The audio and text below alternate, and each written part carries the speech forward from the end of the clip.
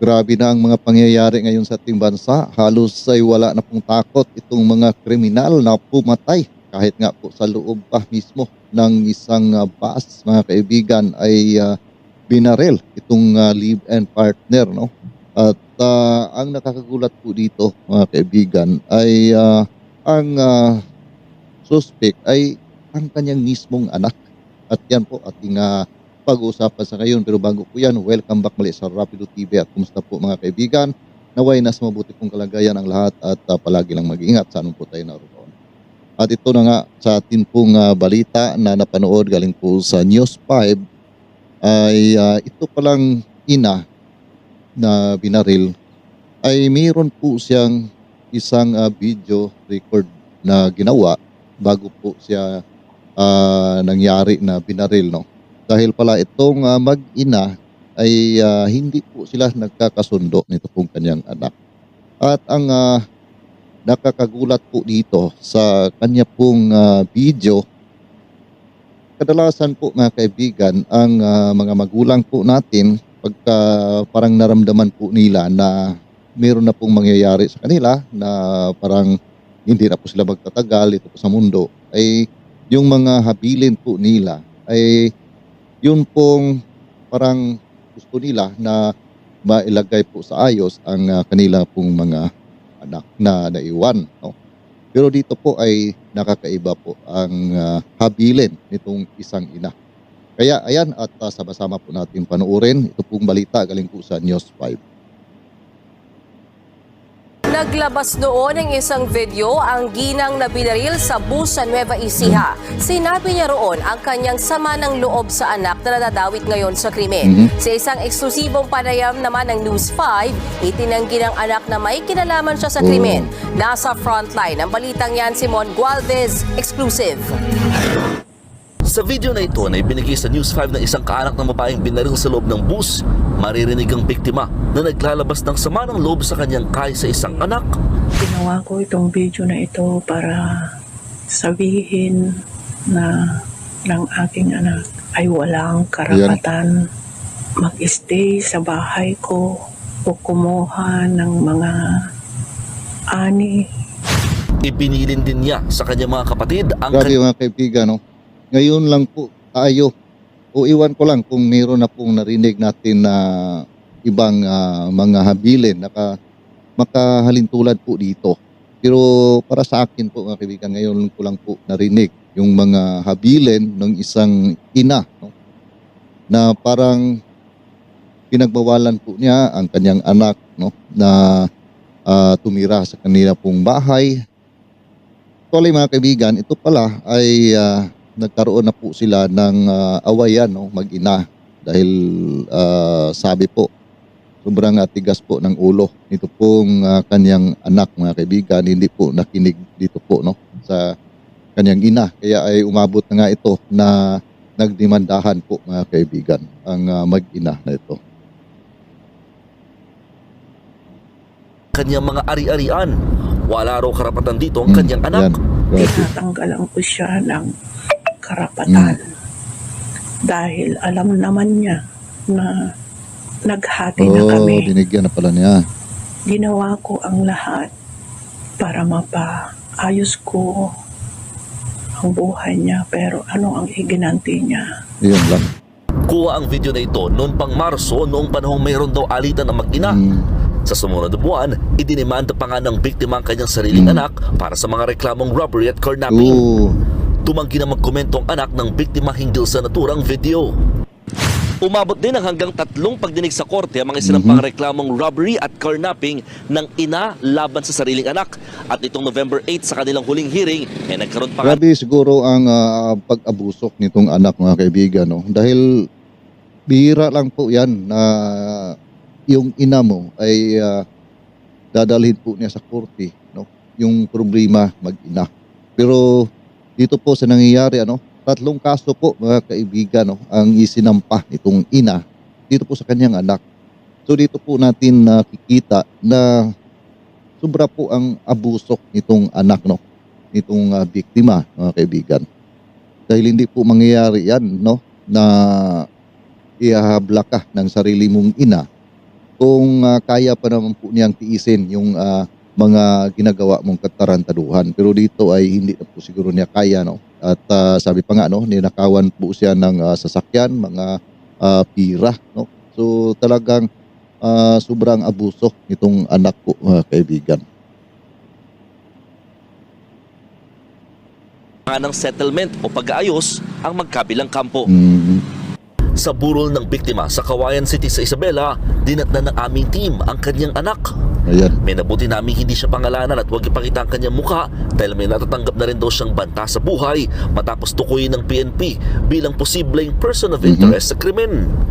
Sa isang eksklusibong panayam, itinanggi niyang siya ang nagpatumba ganun sa talaga kanyang yan. ina. Sila man ba mag-isip, mag-isa kong anak, nanay ko yan. Tutos ko ba'y patumbayan?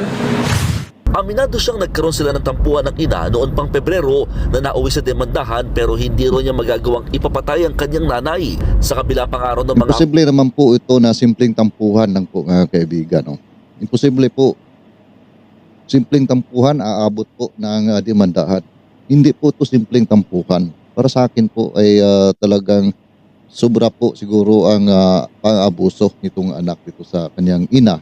Kaya ay wala na pong nagawa itong ina para po matigil ang pang-aabuso nitong kanyang anak ay sinampahan na po niya ng kaso. Dahil sabi ko nga, wala pong ina na ganun po ang gagawin sa kanyang anak, mga kaibigan. O, nag-iisang anak po ito, mga kaibigan.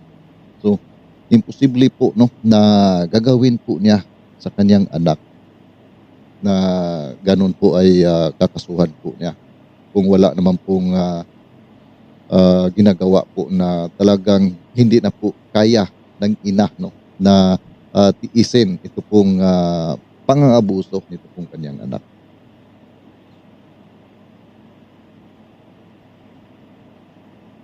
akusasyon sa kanya, heto't ginagampanan daw niya ang responsibilidad bilang anak. Pangit ang sisi nila sa akin lahat. Porket nagkakaso kami ng nanay ko. Ako nakagandang ina pag may nangyari na. Maging ang mister ng biktima, wala raw alam na hindi pagkakaunawaan ng mag-ina. Meron po ba silang misunderstanding? Wala man Naku. kwan man lang yun na kunting man lang na kwan sila, wala man sila na understanding yun na wala sa guro. Hindi po sila magkaaway. Wala. Nothing. Magsasampa ng kasong murder. Ito po sa ama, no. Ito po ang asawa, no, dati nung biktima nga, mga kaibigan, no. At ito po ang ama nito pong sinasabi, no, na suspect, no, sa ngayon. Kitang-kita po na talagang dinidipinsahan po niya itong kanyang anak, no. At imposible naman na wala po silang awayan na nangyayari na ganito po, na umabot na po sa demandahan, mga kaibigan. Posible naman po yan na wala talagang mga hindi pagkakaunawaan. Sabi nga niya, wala naman po daw silang problema sa kanyang ina. Pero bakit po ay umaabot po na dinala po sa korte ang kaso? So yun po ay malaki pong katanungan. Pati itong ama mismo ay parang tinagtakpan po niya ang pangyayaring ito. Murder ang kampo ng anak ng biktima laban sa dalawang gunmen at sa may pakana ng krimen. Susulatan din daw nila ang kumpanya ng bus kaugnay sa seguridad ng mga pasahero at tungkol sa mga pagkalat ng dashcam video na nagdulot umano ng trauma sa kanilang pamilya. It's very hurtful to the family that the whole Philippines knew about it prior to them knowing it. No po, at saka na-expose po yung mukha, yung pangalan, at saka yung karumal-dumal na krimen. Sa isang pahayag, nakikiramay ang Victory Liner sa pamilya ng mga biktima ng pamamaril. Nakikipag-ugnayan na raw ang kumpanya sa mga otoridad para matiyak na magkakaroon ng masusing investigasyon. Tiniyak naman ng Victory Liner na ang kaligtasan ng biyahe ang kanilang prioridad, kaya nagpapatupad na raw sila ng mga kaukulang hakbang para hindi na maulit ang krimen. Sa mga susunod na araw naman, inaasahang maglalabas ang PNP ng composite sketch ng mga gunman. Nagbabalita mula sa frontline. So ayan po, mga kaibigan, no. At talagang itong anak, masasabi po natin na talagang siya po ang person of interest po dito. Isa po dito, mga kaibigan, na ating pong nasisilip, no. Dahil ay parang pinagbawalan na po siya ng ina na makatungtong pa sa kanilang bahay. At baka nga ay mayroon pong gusto pa itong anak na makuha dito po sa kanyang ina. Kaya siguro ay naisipan po niya, no? Ito po ay atin lamang po, no, na opinion, no. Hindi po naman natin na sinasabi dito na talagang siya na talaga ang gumawa. Pero base po sa ating pong mga naririnig po dito sa balita nating napanood, mga kaibigan, malaki po ang tsansa na siya talaga ang gumawa po dito sa sarili po niyang ina. At ito naman pong ama niya, siguro alam po itong gagawin ng kanyang anak. Dahil ay dire-diretso po siya na nag-deny na wala daw alitan at walang hindi pagkakaunawaan itong mag-ina na kinasuhan na nga ng ina itong anak, mga kaibigan.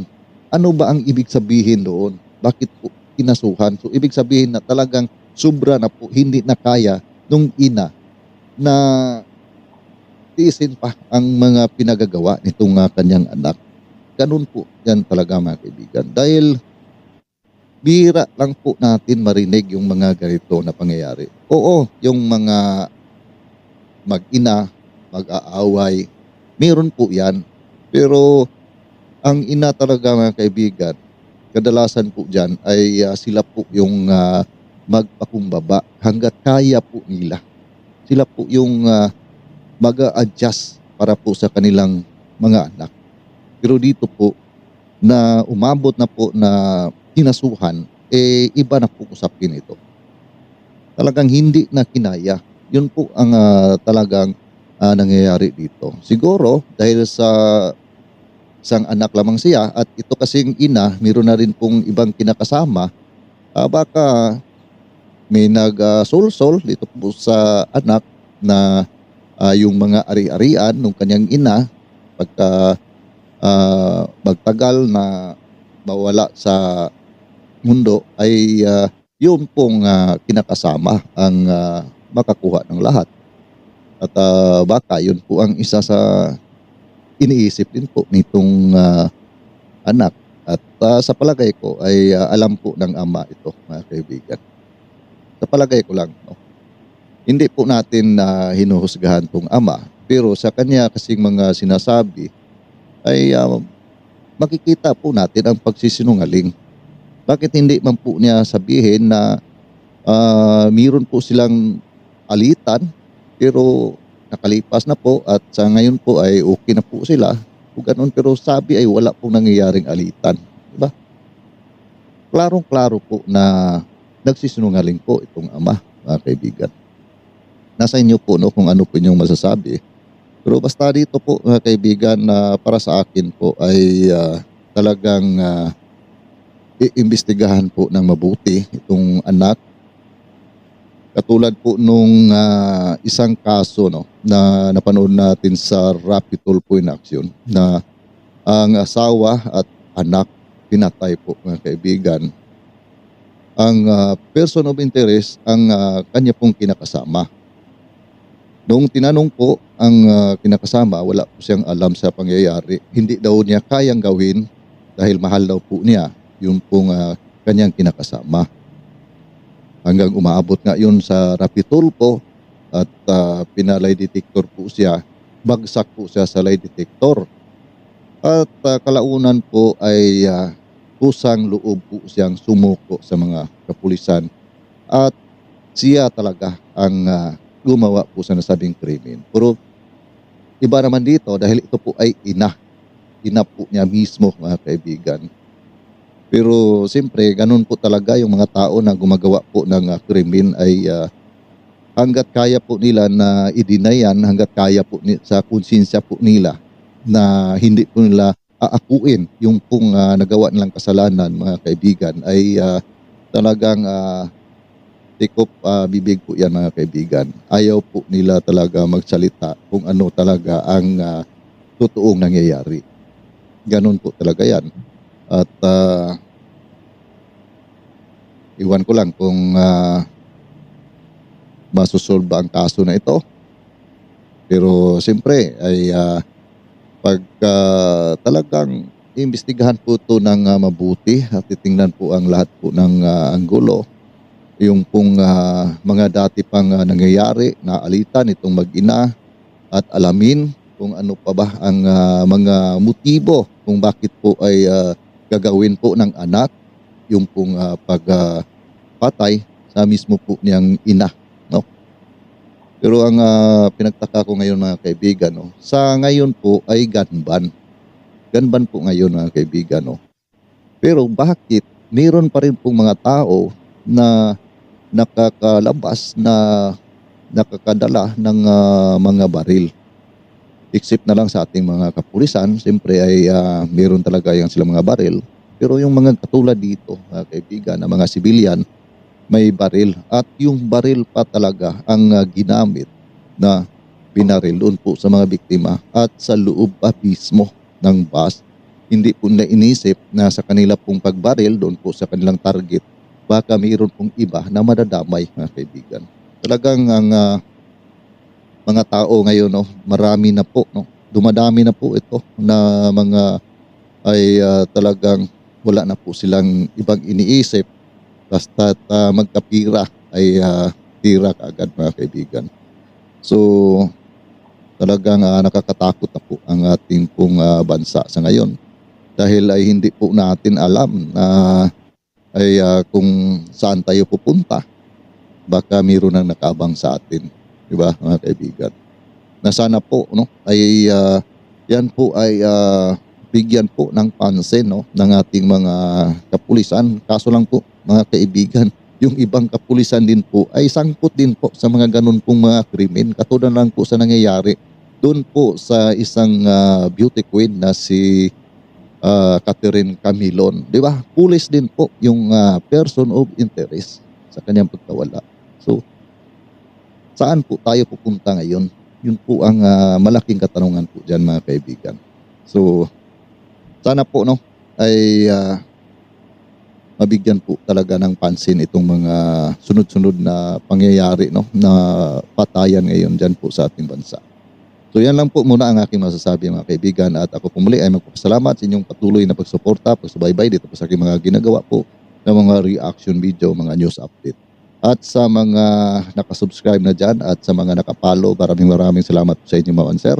At kung nagustuhan po ninyo ang video na ito, maaari po ay pakilike naman po at pakishare na rin. Ayan, at see you po sa next video ko. God bless all of us. Lagi lang tayong mag-ingat. Saan po tayo naroon.